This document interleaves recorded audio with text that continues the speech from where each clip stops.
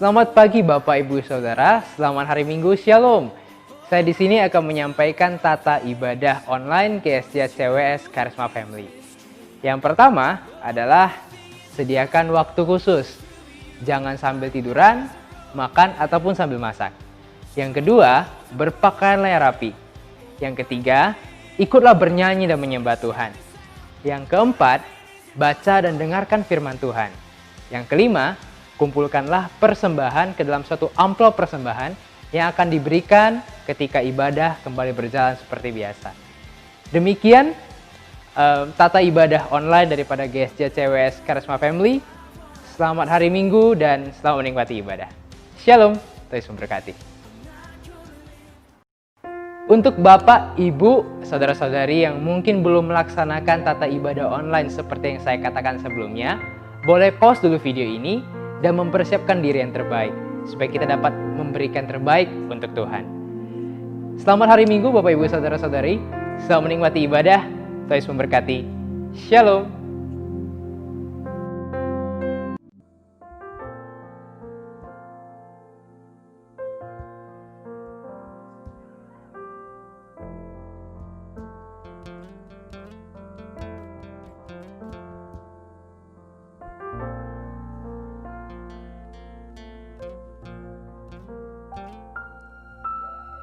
Salam, salam sejahtera Bapak Ibu.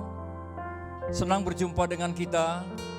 Senang bisa berjumpa dengan Bapak Ibu semua sekalipun kita masih ibadah online. Kami percaya Bapak Ibu semua ini tidak akan merubah semangat kita, antusias kita untuk berjumpa dengan Tuhan lewat ibadah ini. Amin Bapak Ibu semua. Baik, sebelum memulai ibadah ini saya minta kita untuk tutup mata dan berdoa. Bapa yang baik yang kami sembah, di dalam nama Tuhan Yesus kami mengucap syukur Tuhan.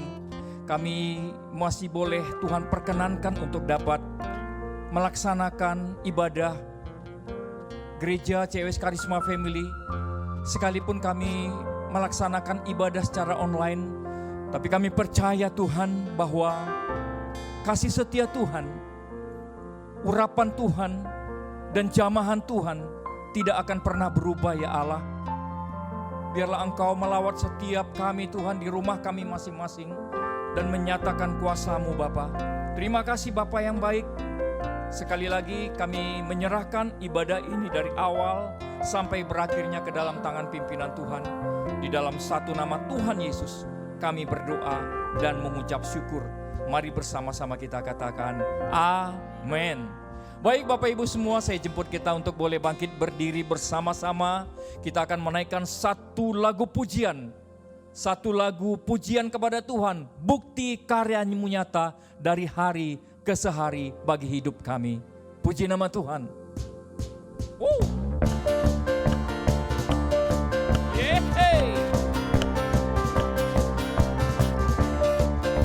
Terima kasih Tuhan.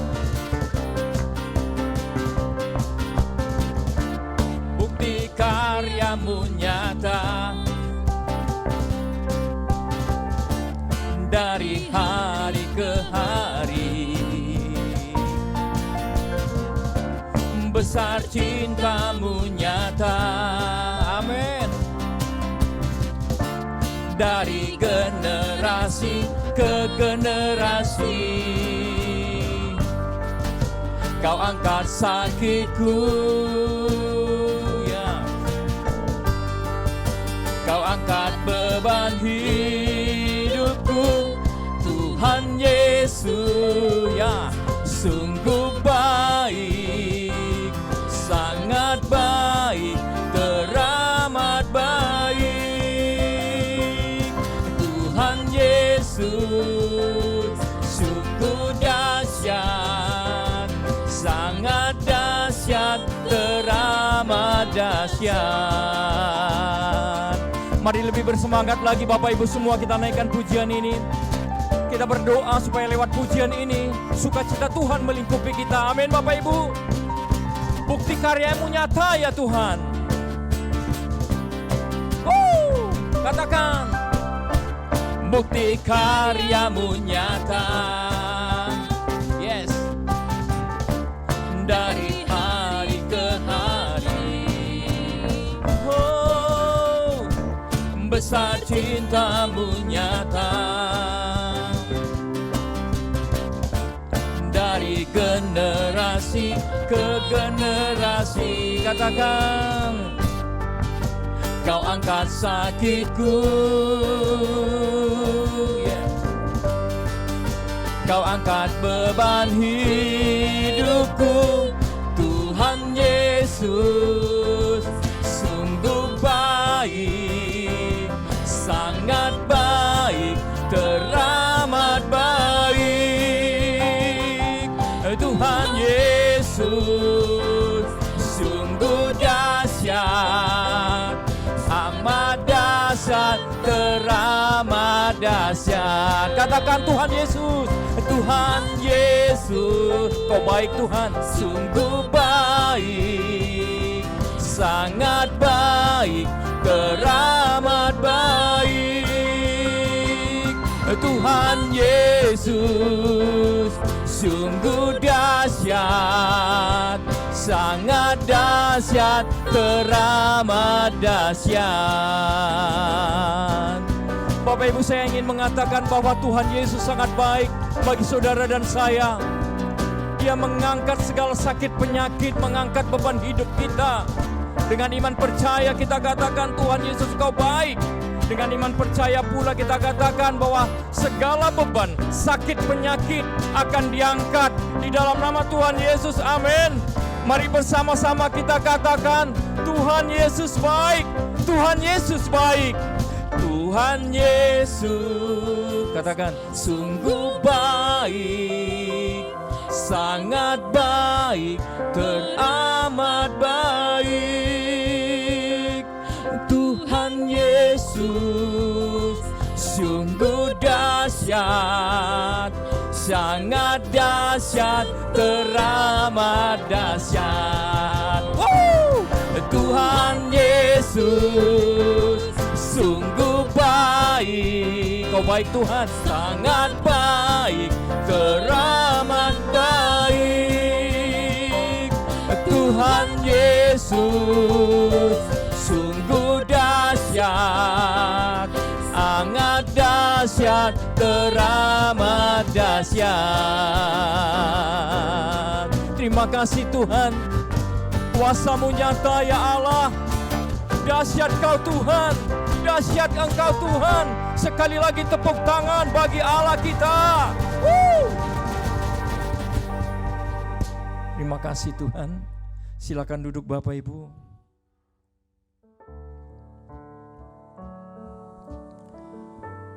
Saatnya kita akan menyembah Tuhan.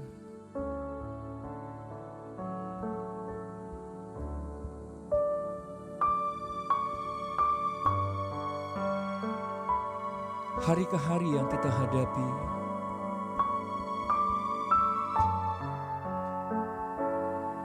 dari sejak adanya pandemi COVID-19 yang melanda Indonesia, bahkan seluruh dunia, tentunya Bapak, Ibu, dan saudara-saudara semua menjalani hari-hari yang mungkin terasa sulit bagi kita. Setiap musim berganti dari hari ke hari, minggu berganti minggu dan berganti bulan, sampai kurang lebih 4 bulan lamanya kita bertemu lewat ibadah online.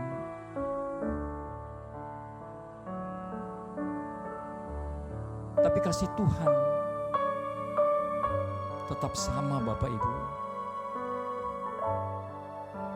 Dia tidak pernah meninggalkan dan membiarkan kita, menolong dan menjaga kita setiap hari dalam kehidupan kita. Dia amat baik dan sangat baik. Terima kasih Tuhan. Musim akan selalu berganti, kasih Tuhan tetap abadi, tak akan berubah sampai selamanya. Ku tetap percaya. Ku yakin Tuhan memberkati, ku yakin Tuhan melindungi. Burung di udara Tuhan pelihara karena kasih-Nya. Tuhan selalu menolongku, selalu menjagaku. Sehelai di rambutku tak akan terjatuh tanpa seizin-Mu. Tuhan selalu menolongku, selalu menjagaku. Dia mengenyangkanku dan peliharaku seumur hidupku. Makasih Tuhan. Musim akan selalu kasih Tuhan, kasih Tuhan tetap abadi. Iya Bapa, tak akan berubah sampai selamanya. Ku tetap percaya, yakin Tuhan, ku yakin Tuhan memberkati, ku yakin Tuhan melindungi. Katakan burung di udara, burung di udara Tuhan pelihara karena kasih-Nya. Tuhan selalu menolongku,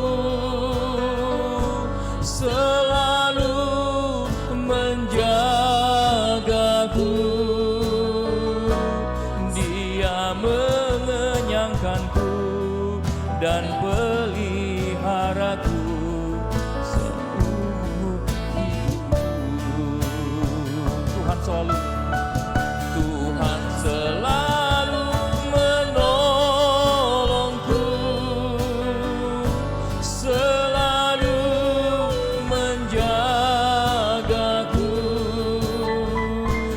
Dia mengenyangkanku dan peliharaku seumur hidup. Sekali kita katakan, Tuhan selalu menolong kami.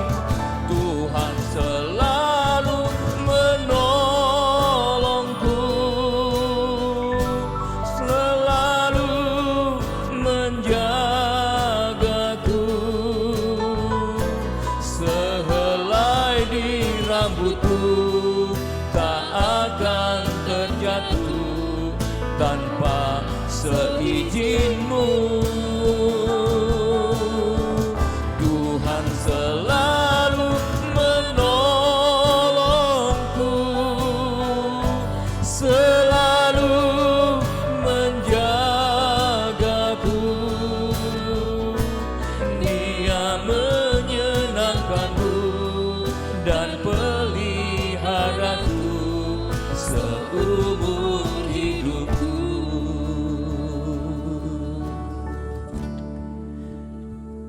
Engkau yang selalu menolong dan memelihara kami Tuhan. Kalau burung di udara saja Tuhan pelihara, apalagi kami ciptaan Tuhan yang paling sempurna. Tuhan akan memelihara kami dan menjaga kami. Bahkan Tuhan membuat kami seperti biji mata-Mu ya Tuhan.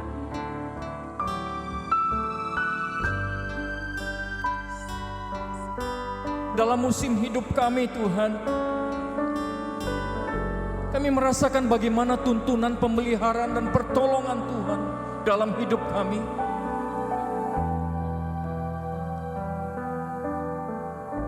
Kami mengucap syukur kepadamu Bapa, karena janji-janji firman Tuhan selalu dinyatakan dalam hidup kami.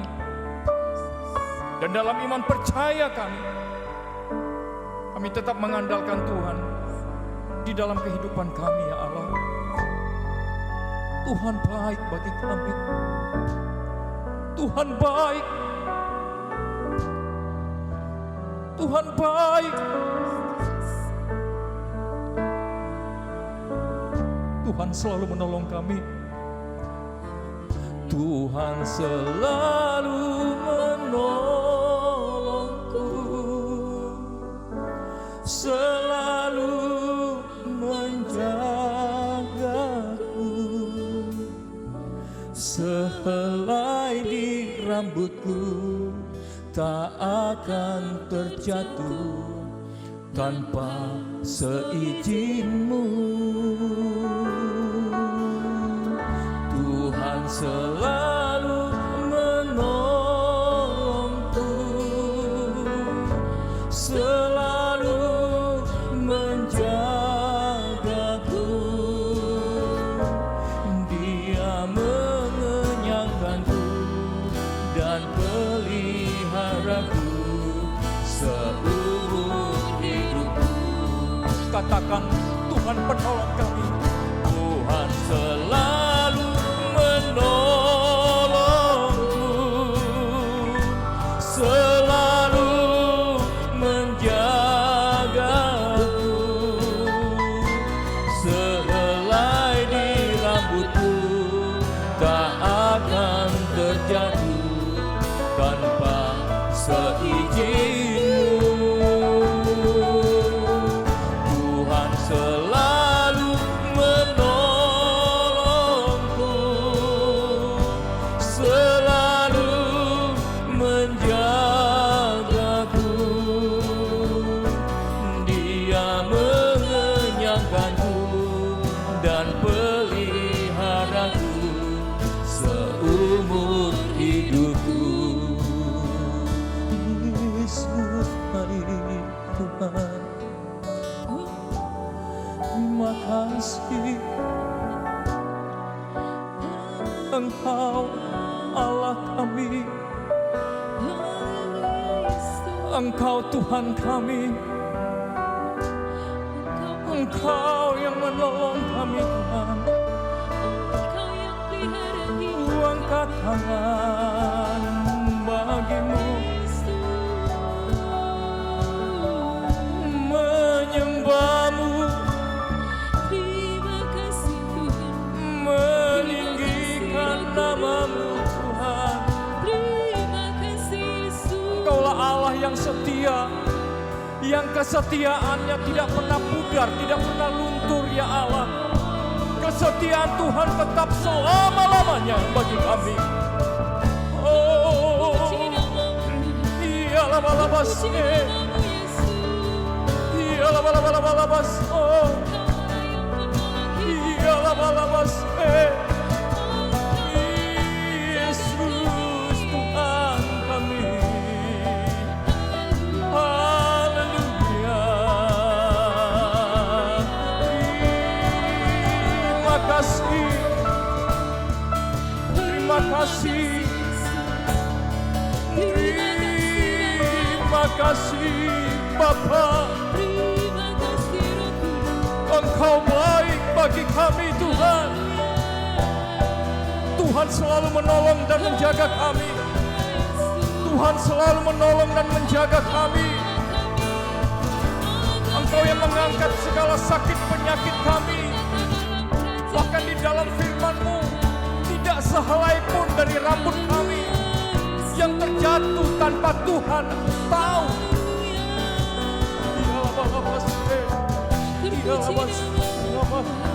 Terima kasih.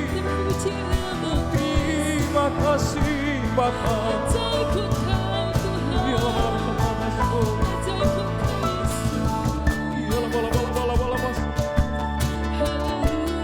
kasih Tuhan.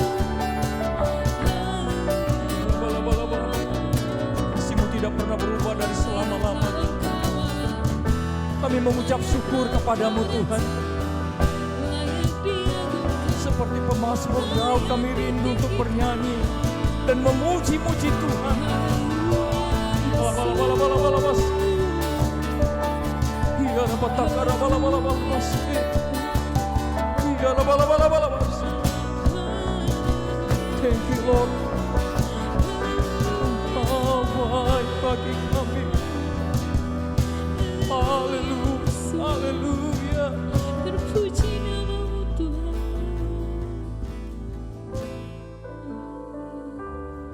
Makasih Tuhan. Saya jemput jemaat Tuhan boleh bangkit berdiri bersama-sama.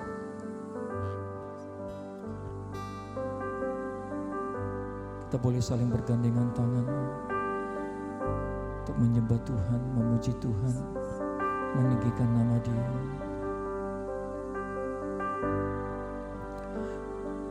Nyanyi pujian bagimu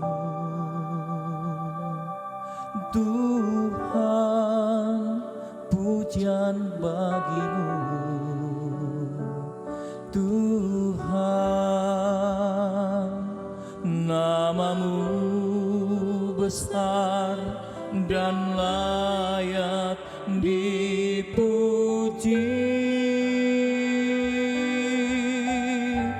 Nyanyi pujian bagimu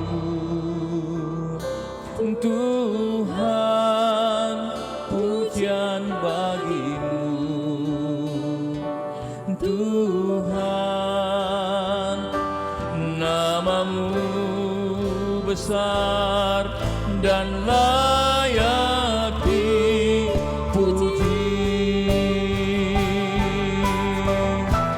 Nyanyi pujian bagimu Tuhan, pujian bagimu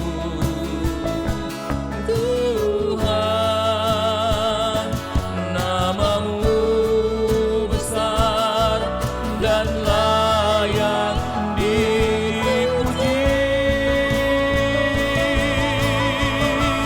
Nyanyi pujian bagimu Tuhan, pujian bagimu Tuhan, namamu besar dan layak dipuji. Sekali lagi nyanyian pujian, nyanyi pujian bagimu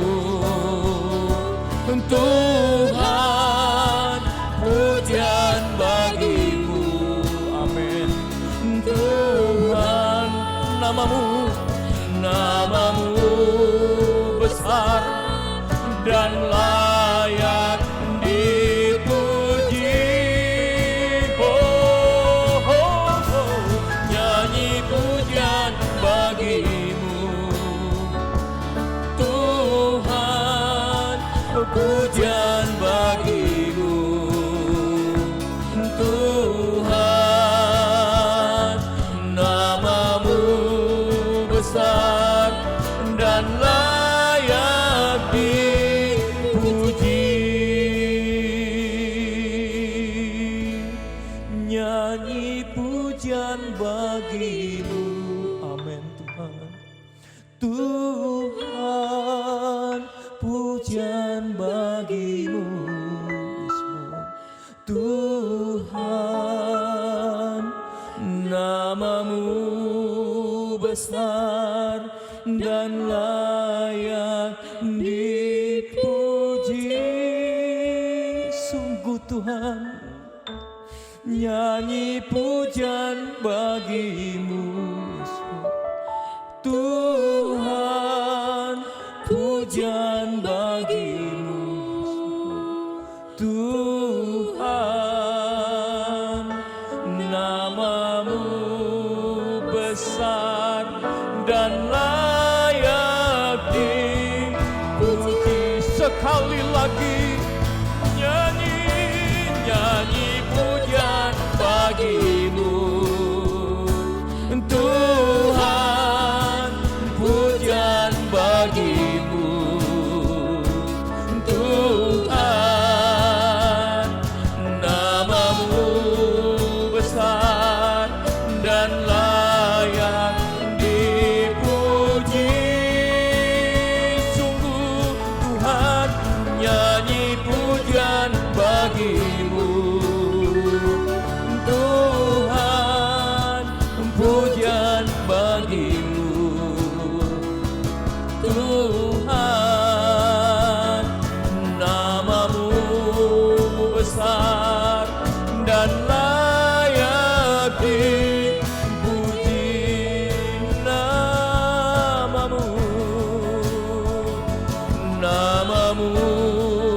besar dan layak dipuji.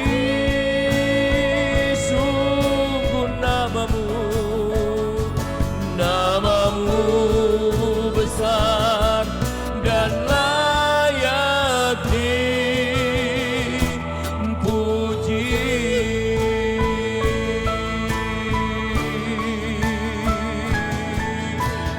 Makasih Tuhan, layak Tuhan dipuji, layak Tuhan disembah. Biarlah pujian kami ini manis Kau dengar ya Tuhan, menjadi wewangian yang mengharumkan nama Tuhan. Terima kasih Bapa yang baik, terima kasih Tuhan. Segala pujian dan hormat syukur hanya bagi Tuhan. Terima kasih Bapa. Sebentar kami akan mendengarkan firman Tuhan. Berbicaralah Tuhan lewat hamba-Mu ini. Sampaikanlah isi hati-Mu lewat hamba-Mu ini Tuhan. Dan kami siap mendengarkannya. Di dalam satu nama Tuhan Yesus kami bersyukur dan berdoa. Amin. Amin.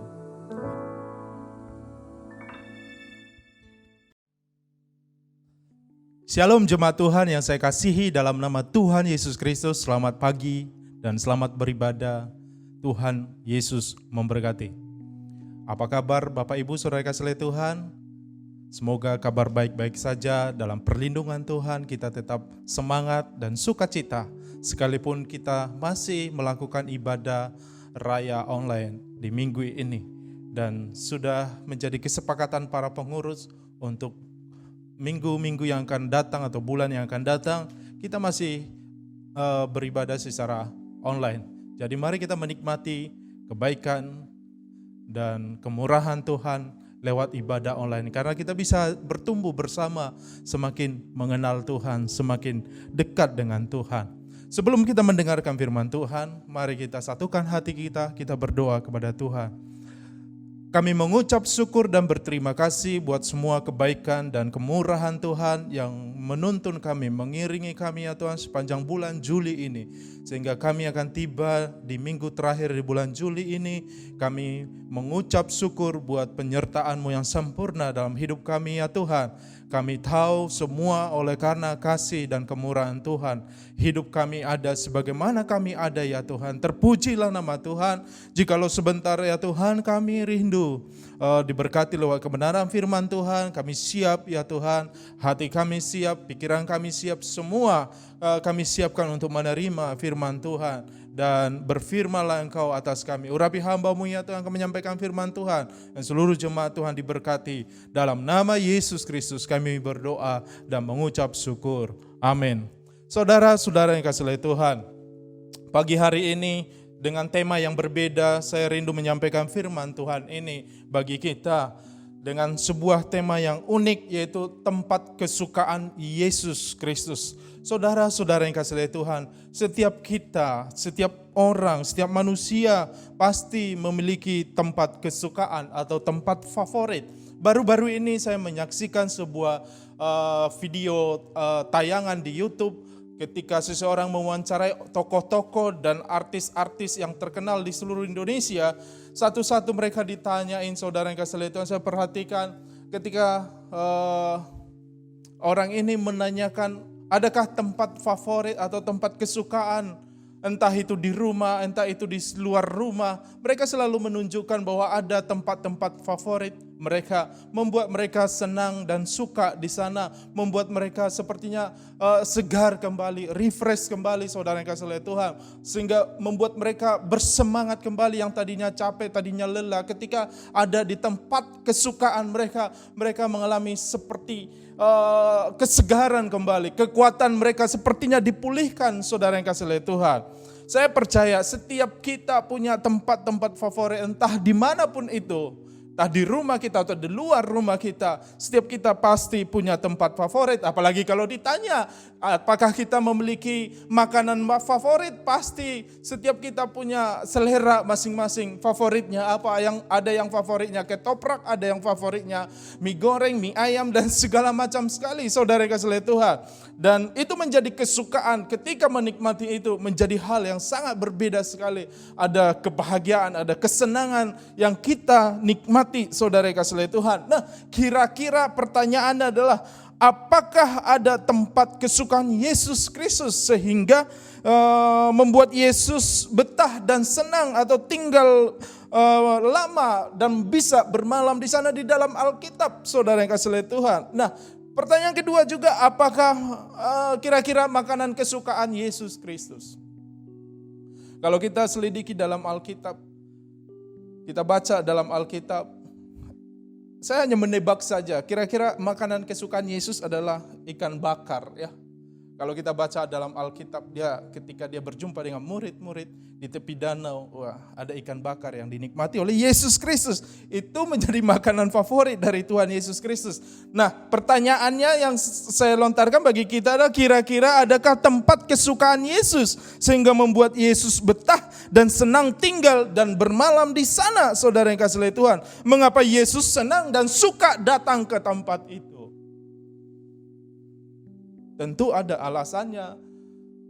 Mengapa Yesus senang sekali berkunjung ke tempat itu dan tinggal di sana. Saudara dikasih Tuhan, mari kita buka Alkitab kita dalam Matius 21 ayat 17, saudara yang kasih Tuhan. Firman Tuhan berkata, lalu ia meninggalkan mereka dan pergi keluar kota ke Betania dan bermalam di situ. Saudara-saudara yang kasih Tuhan, dalam keadaan capek, dalam keadaan lelah, penat, ketika Yesus melakukan perjalanan pelayanan, saudara yang kasih Tuhan, kalau Anda baca dalam Matius 21 itu, bagaimana dia marah sekali di bait suci dan menunggang balikan para penjual beli yang ada di bait suci pada waktu itu. Dan setelah itu dia banyak melakukan mujizat dan pelayanan kesembuhan, banyak melayani orang, dan juga ada orang-orang Farisi, ahli-ahli Farisi dan ahli-ahli Taurat ada di sana juga sedang mengecam pelayanan Yesus Kristus.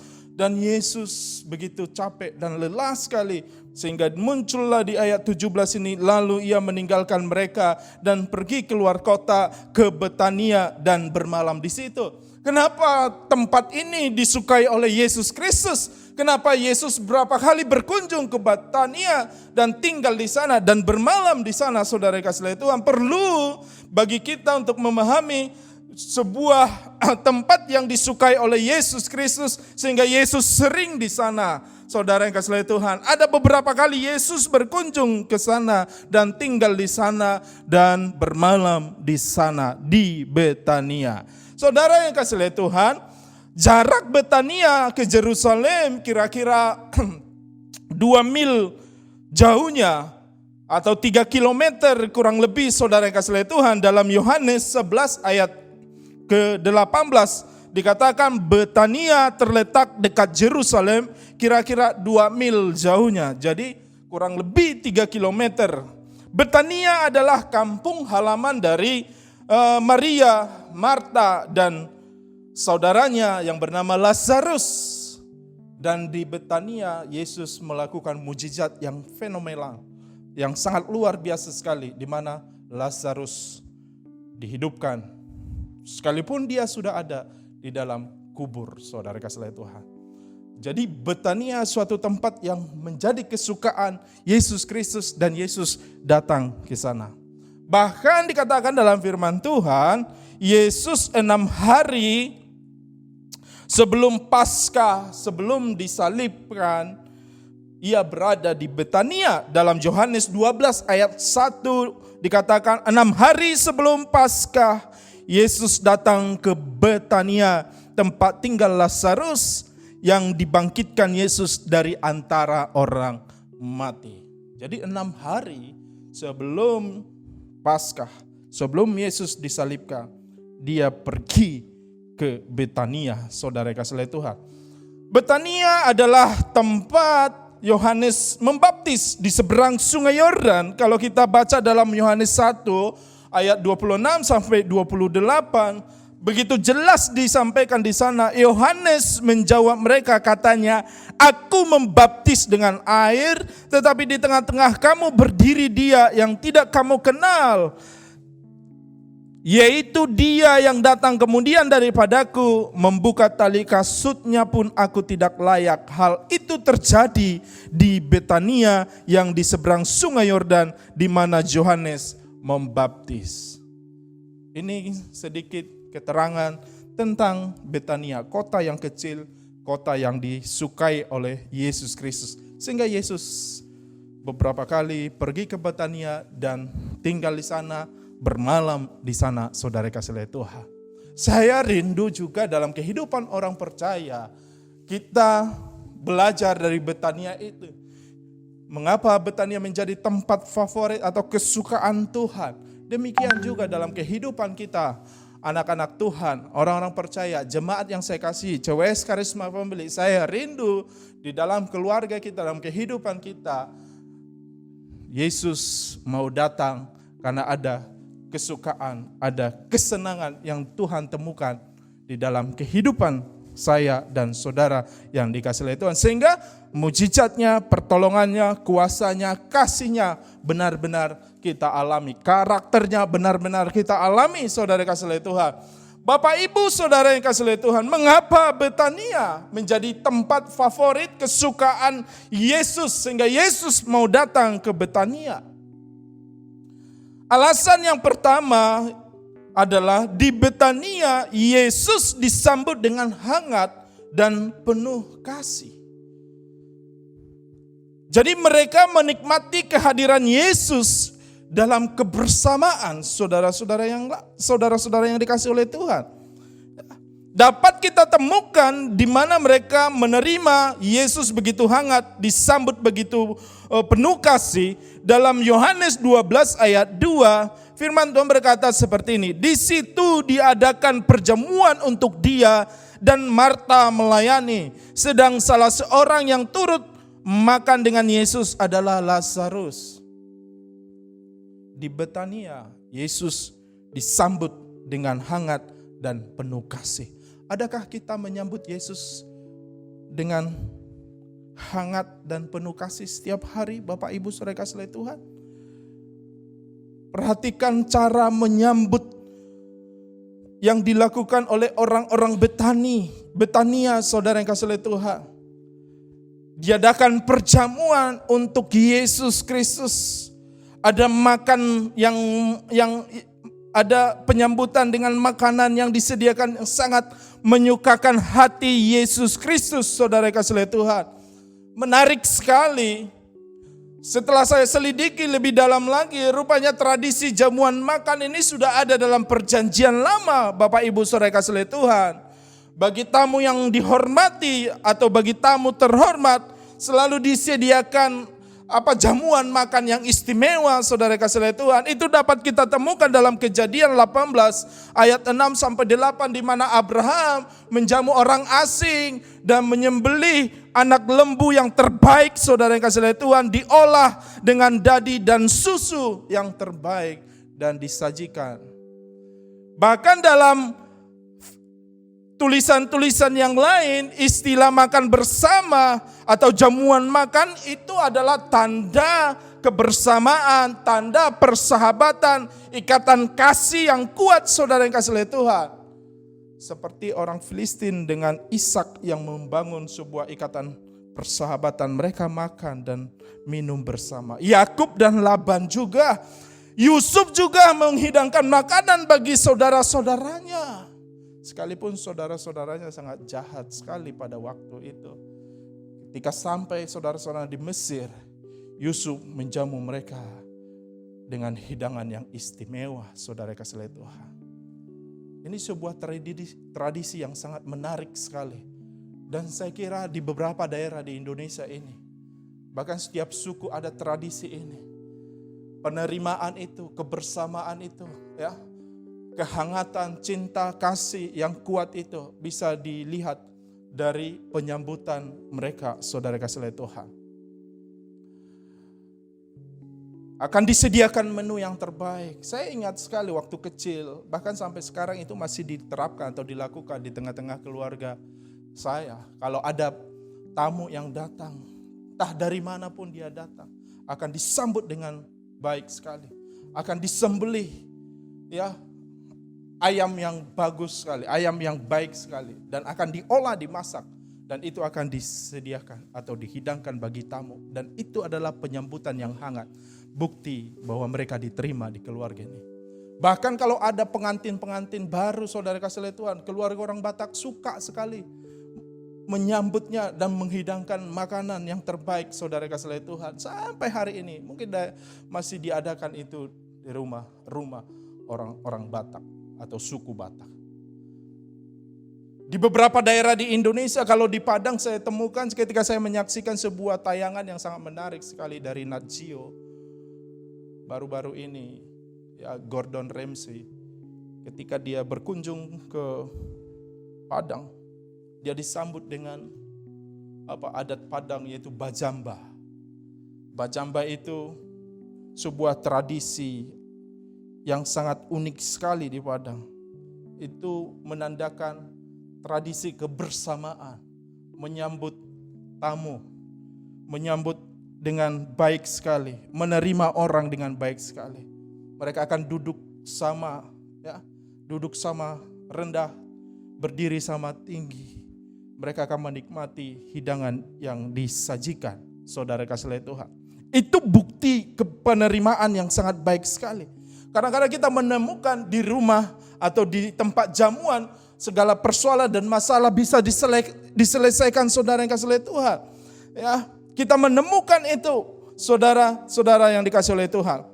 Jadi bahkan perumpamaan perjamuan kawin suatu saat nanti ketika kita udah selesai di dunia ini, ketika terjadi perjamuan kawin anak domba Allah dengan mempelainya, yaitu gerejanya, dalam firman Tuhan Matius 22 ayat 2 sampai 14 digambarkan bahwa sang mempelai itu mengadakan perjamuan kawin yang sangat istimewa sekali.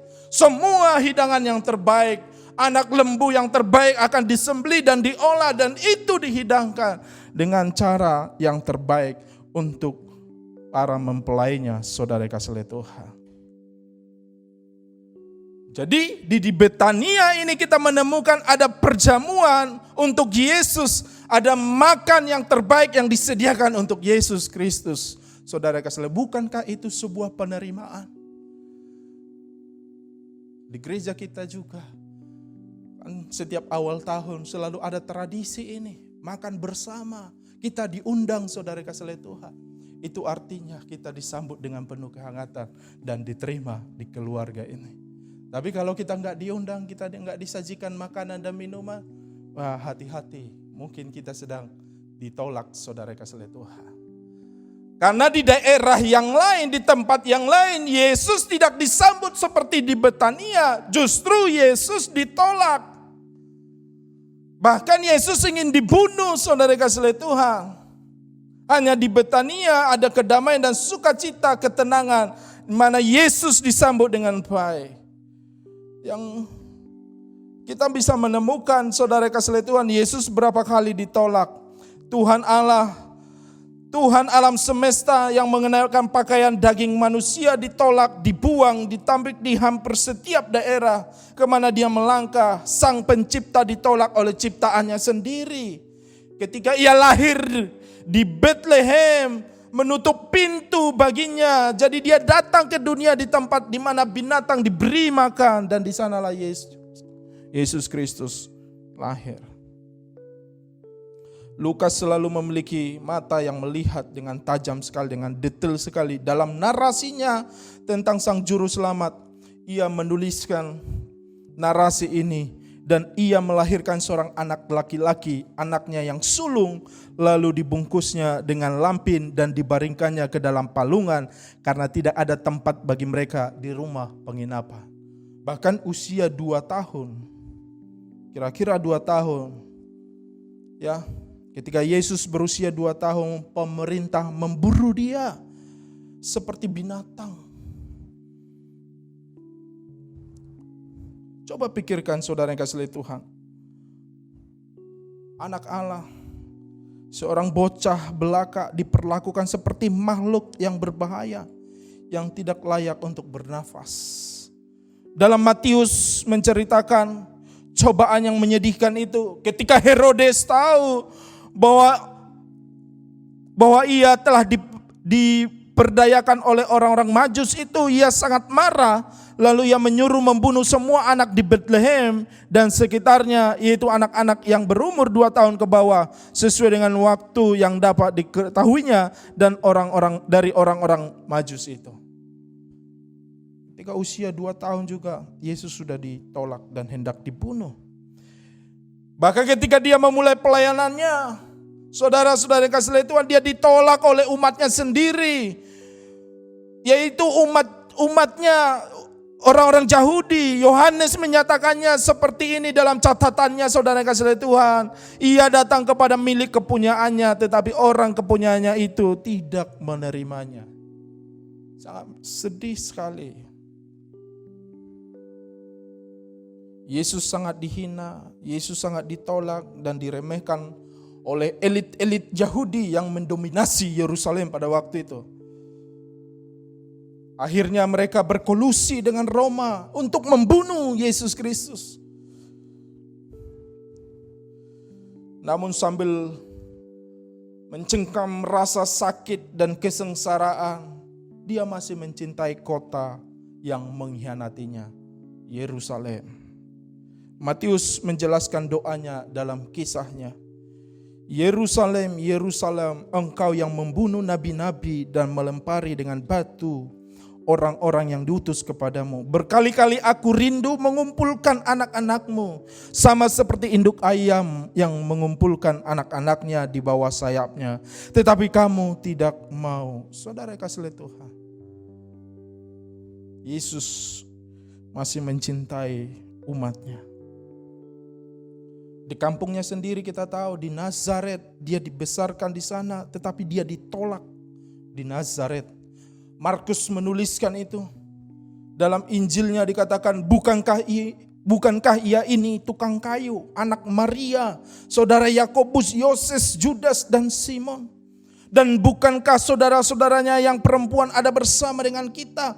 Lalu mereka kecewa dan menolak dia. Maka Yesus berkata kepada mereka, seorang nabi dihormati di mana-mana kecuali di tempat asalnya sendiri, di antara kaum keluarganya dan di rumahnya.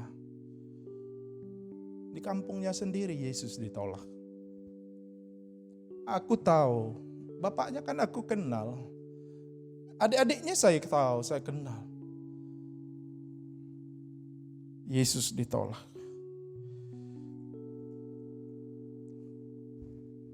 Saudara yang kasih Tuhan, ketika ia mencari pintu masuk ke wilayah Samaria, di Samaria juga dia dibenci dan dihina. Orang-orang Samaria menolak Yesus juga. Lukas 9 ayat 51 sampai ayat 53 firman Tuhan berkata, dan ia mengirim beberapa utusan mendahului dia. Mereka itu pergi lalu masuk ke suatu desa orang Samaria untuk mempersiapkan segala sesuatu baginya. Tetapi orang-orang Samaria itu tidak mau menerima dia karena perjalanannya menuju Yerusalem. Kita tahu hubungan orang Samaria dan Yerusalem itu tidak baik, saudara kasih Tuhan. Mereka benci, marah sekali kepada orang-orang dari Yerusalem. Dan Yesus yang hendak menyeberang menuju Yerusalem harus melewati Samaria, ditolak di sana. Sangat menyedihkan sekali Bapak Ibu Saudara kasih Tuhan.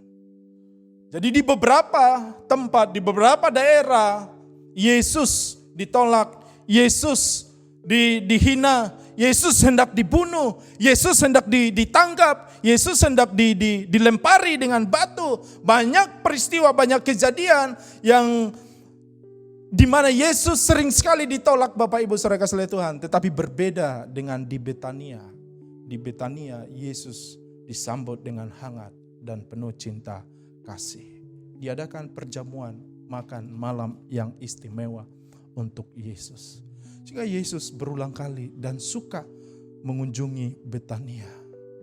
Di sana bukan karena Betania orangnya baik-baik, saudara yang kasih Tuhan. Bukan karena Betania orang-orangnya itu sempurna, bukan, saudara kasih Tuhan. Tapi ada sikap yang berbeda dari orang-orang Samaria sehingga Yesus sering sekali mengunjungi Betania, orang-orang yang di sana, saudara kasih Tuhan. Dan bukti yang pertama itu adalah mereka selalu menyambut Yesus dengan antusias, dengan penuh cinta, dengan penuh semangat, dengan kehangatan, dengan kebersamaan yang luar biasa. Saudara-saudara kasih Tuhan, inilah yang membuat Yesus suka pergi ke Betania. Sebentar dia meninggalkan segala aktivitas pelayanannya. Ketika dia penat, lelah, capek melayani, dia menyingkir ke suatu kota, yaitu kota Betania, saudara kasih Tuhan. Yang kedua, kenapa Betania menjadi tempat kesukaan Yesus Kristus? Yang kedua adalah karena di Betania firman-Nya tinggal dan didengar. Firman-Nya tinggal dan didengar, saudara kasih Tuhan. Jadi ketika Yesus mengajar, akan ada orang-orang yang duduk dengan baik dan mendengarkan Yesus mengajar, saudara kasih. Dan firman itu diterima dengan antusias dan sangat baik sekali. Dalam Lukas 10 ayat 39 sampai ayat 42, kita menemukan peristiwa yang menarik ini. Perempuan itu mempunyai seorang saudara yang bernama Maria. Maria ini duduk dekat kaki Tuhan dan terus mendengarkan perkataannya. Sedang Marta sibuk sekali melayani. Ia mendekati Yesus dan berkata, "Tuhan, tidakkah engkau peduli bahwa saudaraku membiarkan aku melayani seorang diri? Suruhlah dia membantu aku." Tetapi Tuhan menjawabnya, "Marta, Marta, engkau khawatir dan menyusahkan diri dengan banyak perkara. Tetapi hanya satu saja yang perlu. Maria telah memilih bagian yang terbaik yang tidak akan diambil daripadanya." Saudara yang dikasihi oleh Tuhan, di Betania firman-Nya tinggal dan didengar. Maria adalah contoh yang sangat baik sekali. Duduk di kaki Yesus dan mendengarkan firman Tuhan. Lapar dan haus akan firman-Nya itulah hal yang utama. Saudara-saudara kasih oleh Tuhan. Ketika kita mau duduk dekat kaki Yesus Kristus, kita sedang mencari perkenanan Tuhan. Maria sedang mencari perkenanan Tuhan. Ingat khotbah saya minggu yang lalu, bahwa narasi carilah dahulu kerajaan Allah dan kebenarannya, maka semuanya akan ditambahkan kepadamu. Latar belakang dari ayat firman Tuhan itu dilatar belakangi dengan konteks kekhawatiran saudara yang kasih Tuhan. Ada banyak membuat orang khawatir. Ada banyak yang membuat orang tidak fokus kepada Tuhan. Saudara yang dikasihi oleh Tuhan, demikian juga Marta dalam hal ini. Yesus berkata, "Marta, Marta, engkau khawatir dan menyusahkan diri dengan banyak perkara." Jadi orang yang tidak mengenal Tuhan cenderung akan khawatir dan susah. Bahkan bisa menyalahkan orang lain. Kalau tidak hidup dalam firman Tuhan, bisa menyalahkan orang lain, mengkambing hitamkan orang lain, saudara kasih Tuhan.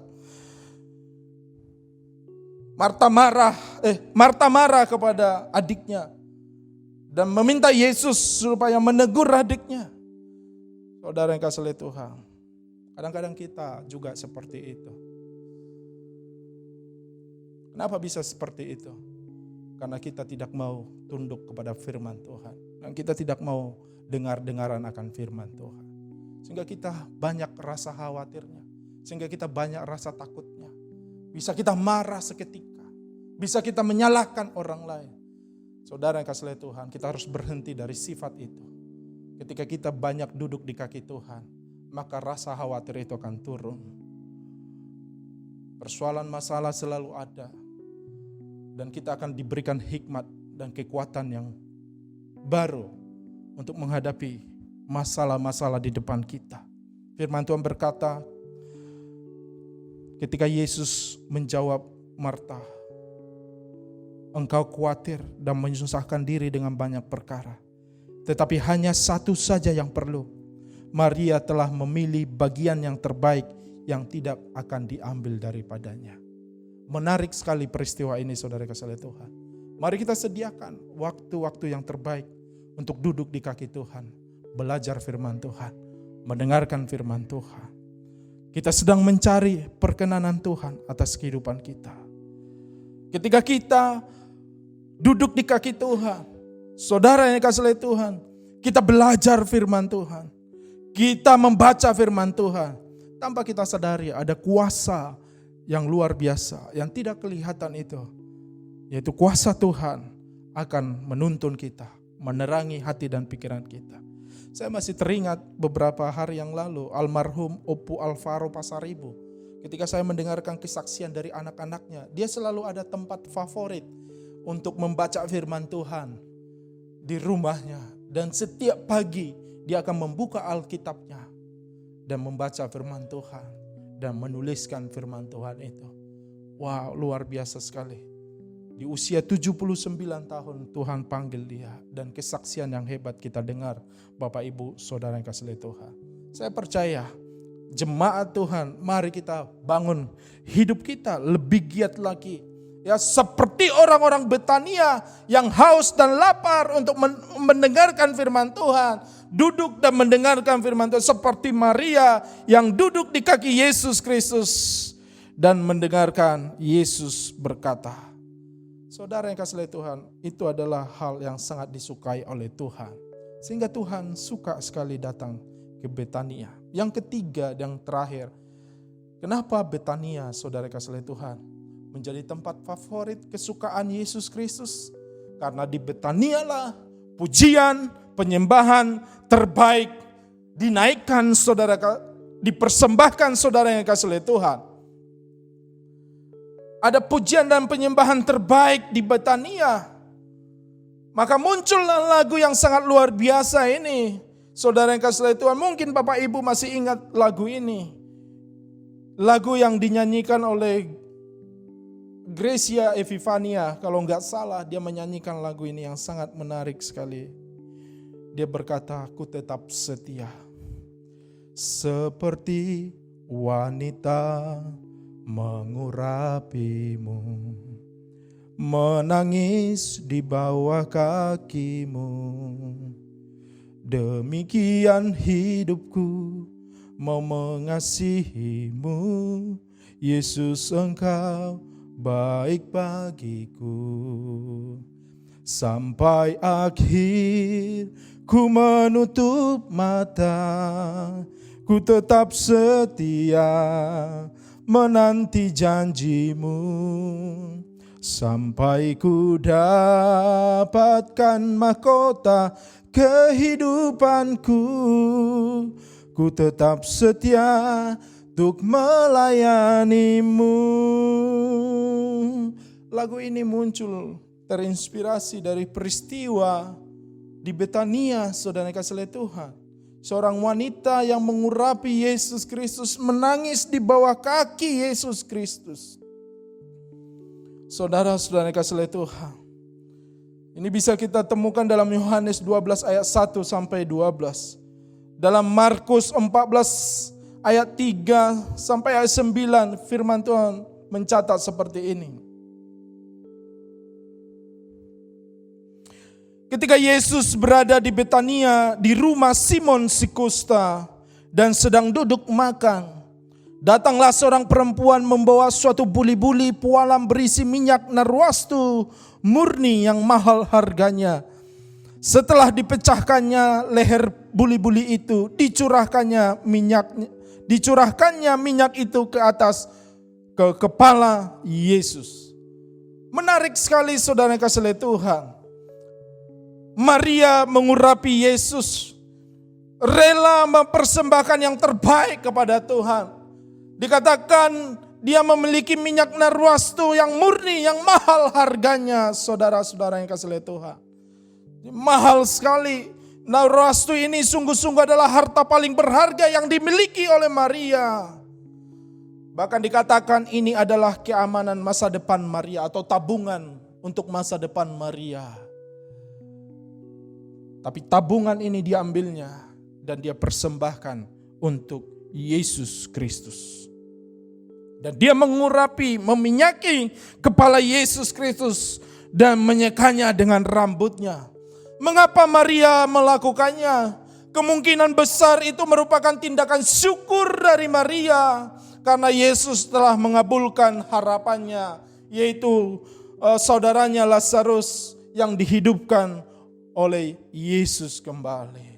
Bahkan kita tahu latar belakang dari Maria, latar belakangnya adalah perempuan sundal, pelacur, saudara yang kasih Tuhan. Yang setiap kali dia melakukan pelacuran itu jiwanya, dia sedang menjual jiwanya, saudara yang kasih Tuhan. Tapi ketika dia berjumpa dengan Yesus Kristus, Yesus sudah menebus jiwanya. Makanya Maria mempersembahkan yang terbaik yang ada padanya dan datang kepada Yesus Kristus. Mengurapi Yesus, meminyaki dan menyekanya dengan rambutnya. Dan minyak itu adalah minyak yang sangat mahal sekali.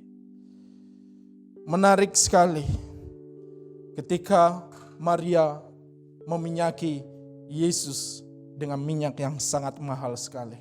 Ada narasi-narasi yang marah di sana. Ya, ada Yudas yang begitu marah kepada Maria. Mengapa Yudas begitu marah kepada Maria? Pertama, penulis mencatat kemarahan Yudas tidak timbul dari kepeduliannya terhadap orang miskin.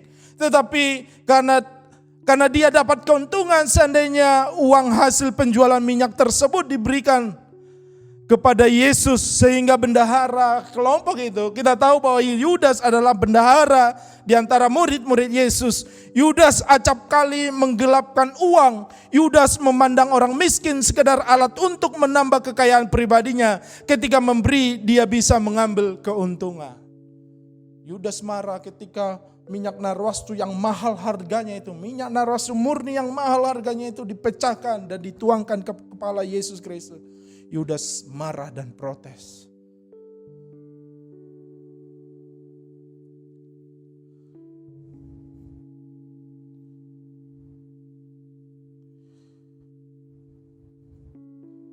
Alasan yang kedua, kenapa Yudas bisa marah, saudara yang kasih Tuhan? Bisa jadi Yudas belum merasakan kasih Yesus. Orang-orang yang belum pernah merasa dikasihi, mustahil dapat mengasihi. Orang yang belum pernah menerima kasih, mustahil untuk memberi kasih. Apa yang hendak diberi, jikalau dia belum pernah merasa menerima apa-apa. Itu saudara yang kasih oleh Tuhan. Praktek-praktek Yudas ini masih ada sampai sekarang. Jadi roh mementingkan diri sendiri, roh untuk mengumpulkan untuk diri sendiri. Mengumpulkan kekayaan untuk atau menambah kekayaan pribadi untuk diri sendiri, ini masih terjadi sampai hari ini. Makanya tak beda dengan aksi-aksi sosial yang terjadi hari-hari ini.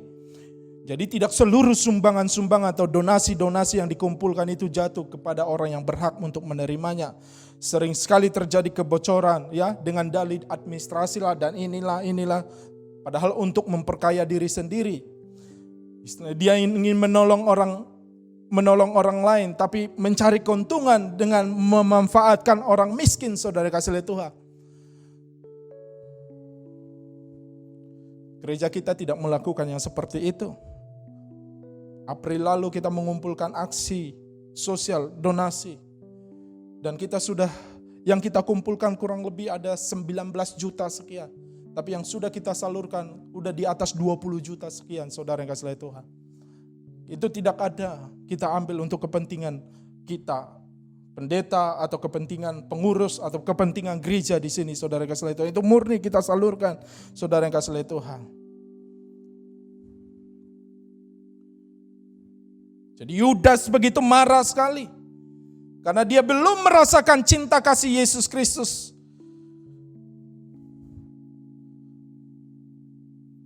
marah kepada Maria, saudara kasih Tuhan. Inilah yang membedakan Yudas dan Maria. Tak heran jika Yudas menjual Yesus hanya seharga 30 keping uang perak. Nilai 1 keping uang perak setara dengan 3 dinar. Jadi Yudas hanya menghargai Yesus sebanyak 90 dinar. Dan itu masih kalah jauh dari pemberian Maria. Kalau dihitung, dikalikan dengan dinar, harga narwastu yang dipecahkan oleh Maria dan dituangkan ke kepala Yesus sampai ke kaki Yesus, itu harganya kurang lebih sekitar 300 dinar, saudara kasih Tuhan. Kalau dirupiahkan kurang lebih 3 miliar lah. Itu uang yang sangat banyak sekali. Kalau kita pakai hitungan-hitungan masa sekarang ya, itu uang yang sangat besar sekali. Itu upah yang sangat banyak sekali. Lebih bisa upah setahun itu untuk dikumpulkan uang 300 dinar itu. Sementara Yesus dijual hanya 90 dinar. Yang dipersembahkan oleh Maria 300 dinar. Itu yang membuat perbedaan Maria dengan Yudas. Bagi Maria yang terpenting adalah memuliakan Yesus. Berapapun harganya. Dan sejarah mencatat hanya Marialah yang meminyaki Yesus sebelum hari penguburannya. Dalam Yohanes 12 ayat 7. Bertahun-tahun kemudian Yohanes mengatakan bahwa itu bukan karena Yudas peduli kepada orang-orang miskin. Tapi keserakahanlah yang memicu kritiknya malam itu. Yudas adalah bendahara untuk para murid dan cinta uang telah menguasai dia. Tapi kata-kata Yudas menyingkapkan kembali siapa dirinya. Dia adalah seorang pria dengan hati dingin dan tangan yang tertutup. Dia memang tidak mengenali nilai sang gurunya, yaitu Yesus Kristus. Tidak setia ya dalam janjinya kepada Yesus Kristus. Ia adalah seorang munafik yang penuh dengan keluhan pahit. Matinya sangat sengsara sekali. Dia gantung diri, menyakitkan, menyedihkan. Saudara yang dikasihi, sementara Maria namanya dicatat dalam Alkitab, perbuatannya akan diingat untuk selama-lamanya. Apa yang kau beri kepada Tuhan itu akan diingat untuk selama-lamanya. Saya teringat dengan Petrus ketika dia memberi tumpangan perahunya kepada Yesus Kristus. Apa yang didapat oleh Petrus, Bapak Ibu saudara kasih Tuhan? Petrus tidak hanya mendapat penghargaan atau apresiasi dari Yesus, tapi kapal yang diberikan oleh Petrus diisi dengan ikan yang sangat melimpah sekali oleh Yesus Kristus. Jadi selalu Tuhan berkati apa yang engkau beri. Bahkan disebutkan sampai sekarang ikan peristiwa itu terjadi, ikan Petrus itu sampai sekarang itu masih dicatat. Selalu disebut ikan Petrus. Kenapa bukan ikan Yohanes atau ikan murid yang lain? Selalu disebut ikan Petrus. Saudara kasih Tuhan. Bahkan kapal yang ditumpangi oleh Yesus Kristus itu ditemukan setelah sekian ribu tahun. Ditemukan di dasar sungai. Dan kapal itu masih utuh sekali. Dan dikenali kapal itu adalah kapal yang pernah ditumpangi oleh Yesus Kristus.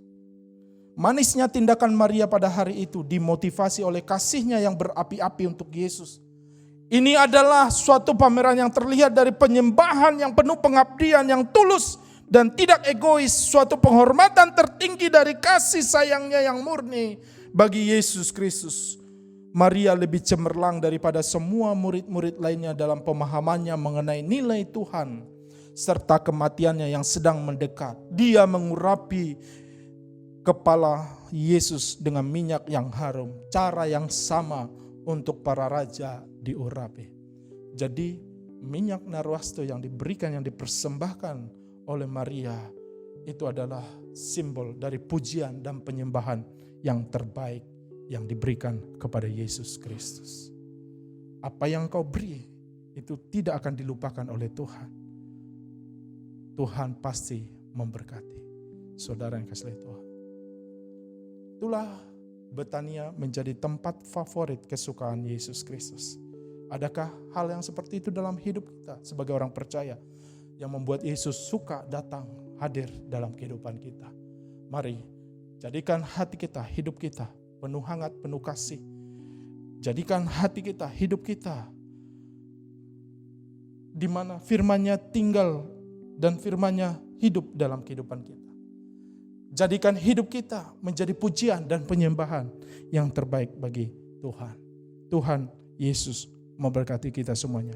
Mari kita satukan hati kita. Kita berdoa. Haleluya Tuhan.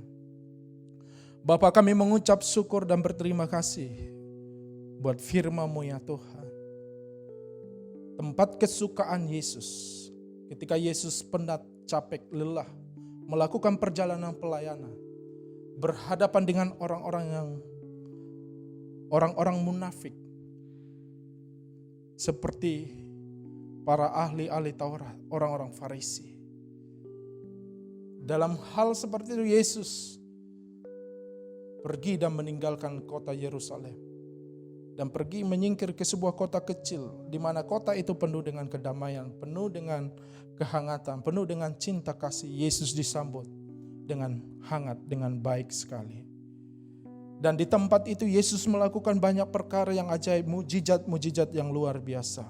Lazarus dibangkitkan, dihidupkan kembali. Dan di Betania, di sanalah firman-Nya didengar, firman-Nya tinggal. Ada hati yang haus dan lapar akan firman Tuhan. Karena itu adalah hal yang utama, menikmati roti hidup, yaitu firman Tuhan.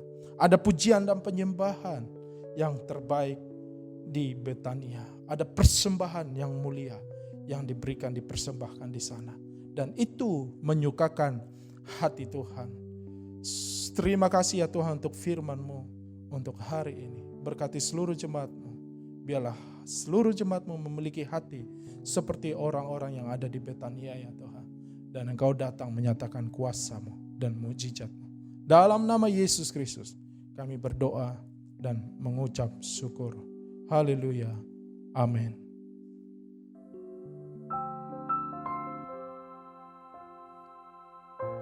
Salam, selamat siang Bapak Ibu, saudara-saudaraku semua. Saya akan membacakan pengumuman bagi kita pada hari ini. Dan saya mengharapkan supaya kita boleh mendengarkannya, menyimaknya, ya, karena ada beberapa informasi bagi kita yang membutuhkan perhatian kita sebentar. Baik Bapak Ibu semua. Baik, tema gereja kita ya, The Year of Miracle Harvest, tahun mujizat penuaian.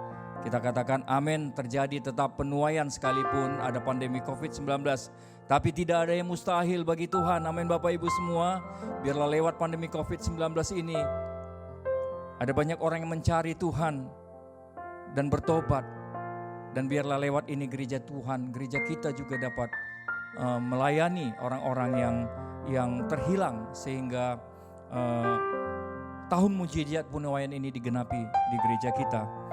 Kemudian yang berikutnya, yang kedua, ibadah raya online hari Minggu tanggal 2 Agustus ya Bapak Ibu, jam 10. Pembicaranya Pendeta Jevanya Siombing STH, dan ini tentunya disertai dengan perjamuan kudus. Jadi untuk ibadah minggu depan jangan lupa kita mempersiapkan roti dan anggur di rumah kita masing-masing ya, karena minggu depan kita akan ibadah yang disertai dengan perjamuan kudus. Kemudian yang berikutnya, yang ketiga, doa korporat ataupun doa berantai. Tentunya masih di rumah kita masing-masing di hari Jumat ya, saudaraku semua, tanggal 31 Juli 2020 jam 8 malam ya, jam 8 malam. Kemudian yang keempat, persembahan. Persembahan umum, perpuluhan, diakonia, dan persembahan misi. Silakan Bapak Ibu transfer ke rekening gereja dengan nomor seperti yang di bawah ini ya, atas nama Panangyan Sinambela dan Erwan. Dan bukti transfer silakan dikirimkan melalui nomor WA di bawah ini juga kepada Bapak Erwan Ting.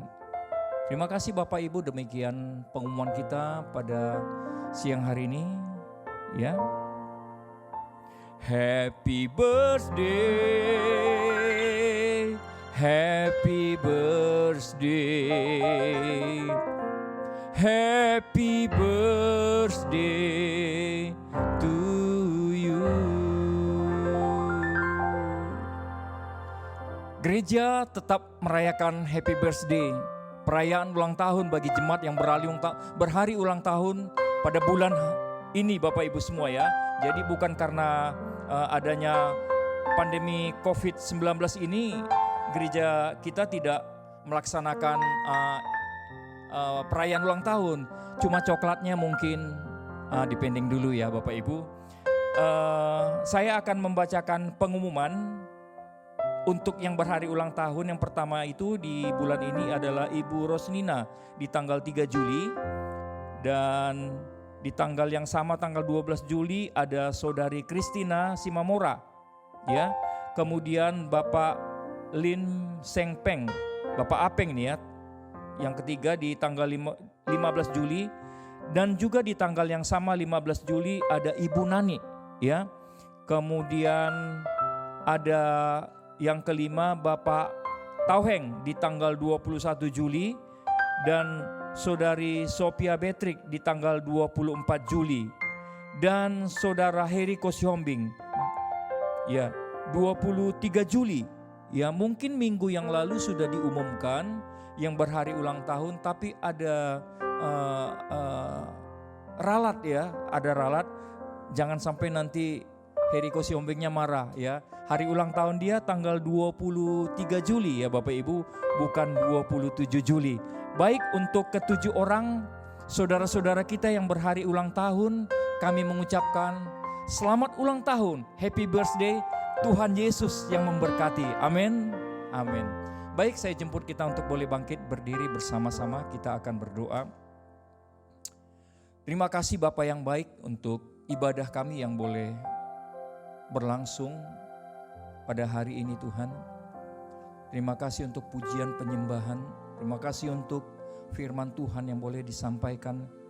Biarlah ini semakin membuat kami Tuhan dekat dengan Tuhan, merasakan perlindungan dan pertolongan Tuhan di dalam musim hidup kami. Dan semakin iman percaya kami semakin kepadamu ya Tuhan semakin dalam. Bapak terima kasih Tuhan. Kami mau terus berdoa untuk bangsa dan negara kami. Kami berdoa supaya Tuhanlah kiranya yang memberkati pemimpin bangsa kami, Bapak Presiden Jokowi dengan Wakil Presiden Ma'ruf Amin, dengan seluruh pembantu yang ada di dalamnya, jajaran menteri ya Allah, supaya mereka boleh bekerja dengan baik, mereka bekerja sesuai dengan sumpah yang mereka jalankan ya Tuhan. Kami berdoa supaya mereka boleh ada dalam pemeliharaan dan pertolongan Tuhan. Kami berdoa ya Tuhan buat bangsa dan negara kami ini, supaya tetap tenang ya Allah, dan tetap bekerja dengan tuntunan Tuhan, supaya dapat melaksanakan amanah yang diberikan oleh rakyat kepada mereka ya Tuhan. Dan tentunya kami terus berdoa untuk jajaran pemerintahan kami di gugus tugas pandemi COVID-19 ini Bapak, supaya mereka boleh bekerja dengan maksimal ya Tuhan. Berkati Tuhan. Khususnya kami juga berdoa untuk garda-garda terdepan yang menangani pandemi COVID ini Tuhan. Kami berdoa untuk para medis. Tuhanlah yang melindungi dan menjaga mereka ya Tuhan. Kami menyadari bahwa pekerjaan mereka Tuhan itu tidak ringan, tidak gampang. Mereka adalah gugus tugas yang paling depan ya Tuhan, yang berhadapan langsung dengan pasien Bapak. Kami berdoa Tuhan, supaya Tuhan yang menjaga dan melindungi mereka ya Allah. Dan kami juga berdoa ya Tuhan untuk pemerintahan provinsi dan kota Madya Medan. Kami berdoa supaya Tuhan juga yang memberkati gubernur, wali kota ya Allah, sampai kepada jajaran yang paling bawah. Biarlah Allah yang turut campur tangan di dalam segala kebijaksanaan yang diambil ya Allah. Yang kami berdoa supaya itu tentunya berpihak kepada rakyat. Terima kasih Bapak yang baik. Kami juga berdoa untuk gereja kami Tuhan. Berkatilah Tuhan Gembala sidang kami, Pendeta Jevanya Sihombing, beserta dengan keluarga. Berkatilah Tuhan seluruh diaken, berkatilah penasehat kami, pengurus Youth LG, pengurus Gera ya Tuhan, ketua dan koordinator setiap departemen, berkati ya Allah. Biarlah kami sebagai hamba Tuhan, sebagai pelayan-pelayan Tuhan, dapat menjalankan apa yang Tuhan percayakan kepada kami, tentunya dengan tanggung jawab yang penuh ya Allah kepada Tuhan, dan bersukacita di dalam menjalankannya. Kami juga berdoa ya Allah buat gereja cabang kami yang ada di Siantar. Kami berdoa untuk Pendeta Rajunata Sembiring dengan seluruh tim yang melayani Bapa. Pakailah mereka Tuhan menjadi alat Tuhan untuk memenangkan kota Siantar. Setiap minggu ada terjadi pertambahan jiwa ya Allah. Pakailah lewat hamba-Mu ini Tuhan, ada jiwa-jiwa yang dimenangkan Tuhan di kota Siantar. Terima kasih Bapa yang baik. Kami juga berdoa Tuhan untuk senior pastor CWS, Bapak Pendeta Pit Malangkai dengan Ketua Umum GSJA, Bapak Pendeta Setiawan ya Tuhan. Kami berdoa supaya Tuhan yang memberkati hamba-Mu ini. Kami berdoa supaya tuntunan Tuhan selalu ada di dalam kehidupan mereka. Terima kasih Bapa yang baik. Kami juga berdoa ya Tuhan untuk setiap jemaat Tuhan, yang mungkin ada yang sakit ya Allah, ada yang berbeban berat ya Tuhan, ada yang merasakan tekanan ekonomi yang begitu berat di tengah-tengah situasi ini. Kami berdoa ya Aba supaya Tuhanlah yang memberikan kekuatan, jalan keluar, berkat Tuhan dicurahkan di dalam kehidupan mereka. Yang sakit Tuhan tolong supaya mereka boleh sembuh ya Allah.